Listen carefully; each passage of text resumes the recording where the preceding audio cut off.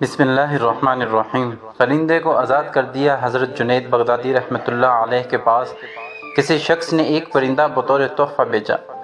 آپ نے اسے قبول فرما کر پنجرے میں بند کر دیا اور کچھ مدت اپنے پاس رکھ کر ایک دن اسے آزاد کر دیا۔ کسی نے پوچھا، حضرت آپ نے اسے آزاد کیوں کیا؟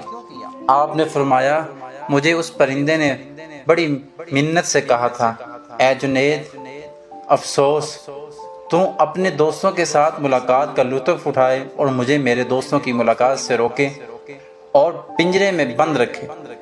مجھے اس پر رحم آیا اور میں نے اسے چھوڑ دیا۔ اڑتے وقت وہ کہنے لگا کہ کوئی پرندہ یا جانور جب تک ذکر اللہ میں مصروف رہتا ہے آزاد رہتا ہے، اور جہاں اس پر غفلت طاری ہوتی ہے قید میں مبتلا ہو جاتا ہے۔ اے جنید، میں آپ کے سامنے پکا وعدہ کرتا ہوں کہ آئندہ کبھی ذکر اللہ سے غافل نہ رہوں گا۔ یہ کہہ کر پرندہ اڑ گیا۔